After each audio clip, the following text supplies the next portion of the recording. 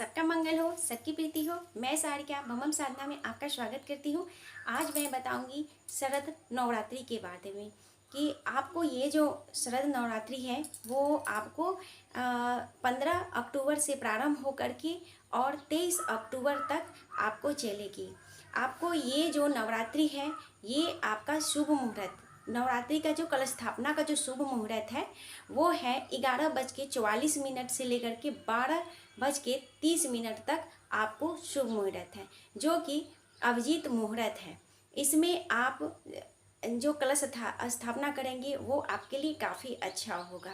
ऐसे तो दिन भर जिसको जैसे समय मिलेगा वो तो करेंगे ही, और वो भी रविवार के दिन है तो इस दिन आप कभी भी सारे छुट्टी जिनको भी होगी वो छुट्टी में होंगे। जो भी ऑफिस जाते हैं वगैरह जाते हैं तो उनको तो ऑफिस छुट्टी होगी ही। तो इसके लिए आप जैसे कि आपको जब भी ये समय मिले तो आप ये कलश स्थापना कर सकते हैं। तो मैं कह रही थी कि कलश स्थापना के लिए आपको ये दिन बहुत ही शुभ है। जो नवरात्रि 9 दिन के कर रहे हैं वो 23 तक करेंगे। अगर जब वो 10 दिन की जो करना चाहते हैं तो वो 10 दिन के लिए कर सकते हैं। उसके बाद है कि नवरात्रि जो है आपको ये शुभ नवरात्रि का जो भी व्रत करे, जो भी ज्वार जरूर लगाएं।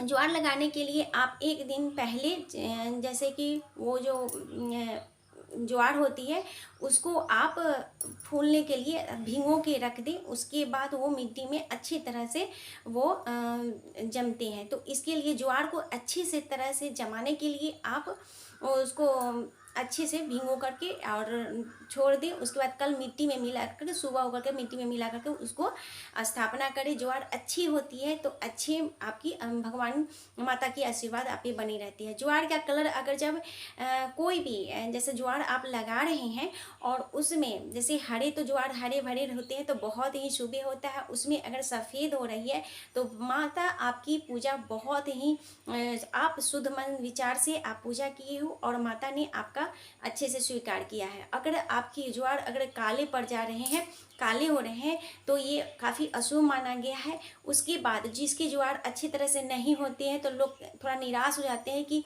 पता नहीं ज्वार नहीं आया है, लेकिन ऐसा कुछ नहीं है। आप थोड़ा सा ध्यान रखें। कभी कभी होता है मौसम की वजह से, मिट्टी की वजह से भी आपके ज्वार जो होती है अच्छी तरह से फलीभूत नहीं होती है, तो आप ये ध्यान रखें।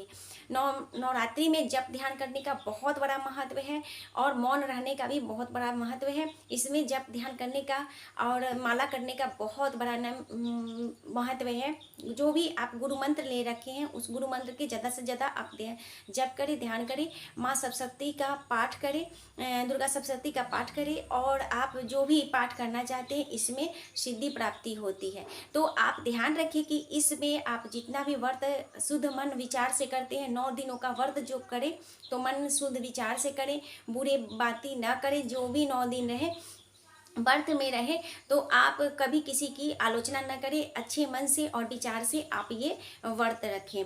ब्रह्मचर्य का पालन रखें और मन शुद्ध रखें। कपड़े पहने तो शुद्ध और स्वच्छ कपड़े पहने। उसके बाद है कि भोजन जो है वो सात्विक करें, फलाहार करें तो फलाहार पे रहें।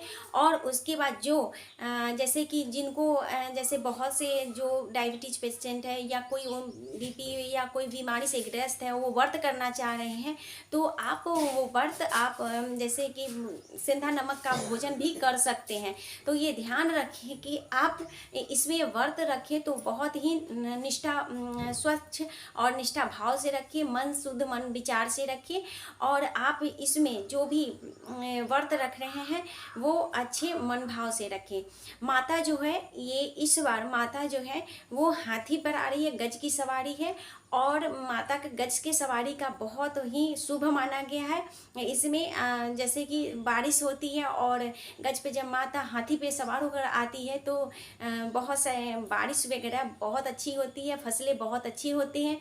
और जो भी सुख समृद्धि बनी रहती है। तो ये भी आपके लिए काफ़ी इस बार माता जो आ रही है बहुत ही शुभ है। और माता जा रही है तो वो है भैंस पर जा रही हैं। तो भैंसों का जाना थोड़ा सा ये है अशुभ है। और जो भैंस पे आना तो उनका आगमन बहुत ही अच्छा है, लेकिन जाना उनका भैंसों पे है। तो इसलिए भैंस पर जाने का अशुभ माना गया है। तो इसमें थोड़ा सा होता है क्या कि जैसे जब भी माता आती हैं, जाती हैं, जो भैंस भी जा रही हैं, तो इससे आपदा की थोड़ी सी परेशानी होती है, बीमारी आपदा और जैसे कि भूकंप वगैरह का डर होता है। तो ये आपको ध्यान रखें कि आप स्वच्छ मन भाव से भगवान की माता रानी का आप पूजन करें और आप पे माता रानी का आशीर्वाद बने रहे। दशहरा का पर्व जो है 10 दिन का होता है। इसमें एकादशी उसके बाद कल होकर के जो 10 दिन व्रत रखते हैं वो, और एकादशी के कल होकर के बहुत से ऐसे हैं भक्त जो एकादशी करने के बाद ही वो भोजन ग्रहण करते हैं। और इन जो भी ये पूजा पाठ जो मूर्ति पूजन करते हैं वो 10 दिन का व्रत रखते हैं या 11 दिन का व्रत रखते हैं। कलश स्थापना अवश्य करें। कलश स्थापना के लिए आप जैसे घर में आप कलश बैठा रहे हैं तो कलश स्थापना अवश्य करें, और जैसे फोटो वगैरह है उनकी पूजा करें। उसके बाद है कि ज़रूरत मंदों को आप दान दक्षिणा दें, वो भी आपके लिए काफ़ी अच्छा होगा। 9 दिनों में 9 प्रकार की माता को भोग लगाएं और भोग लगाएं, उनको प्रसन्नता प्राप्त कराएं। कलश का ज्वार जो है अच्छी तरह से हो तो आपके लिए काफ़ी शुभ होती है। पाठ अवश्य करें, माला अवश्य करें, ध्यान जप ध्यान करना बहुत ही अच्छा होता है। उसके बाद है कि आप इस 9 दिनों में अपना बहुत अच्छा से ख्याल रखिए, साफ़ सुथरा का ध्यान रखिए, पूजा तप जप ध्यान करने का ध्यान रखें। आप जो भी पूजा पाठ कर रहे हो, अगर जब पुरुष हो तो आप कलावा जरूर बांधें, महिला है तो हाथ में चूड़ियाँ जरूर पहने, और जो भी कन्या है वो एक बाला भी जैसे कि 1-2 चूड़ियाँ अवश्य डालें। उसके खाली हाथ पूजा नहीं करनी चाहिए, ये भी ध्यान रखें। उसके बाद कन्या भोजन अवश्य कराएं, कन्या भोजन और कन्या का पूजन अवश्य करें।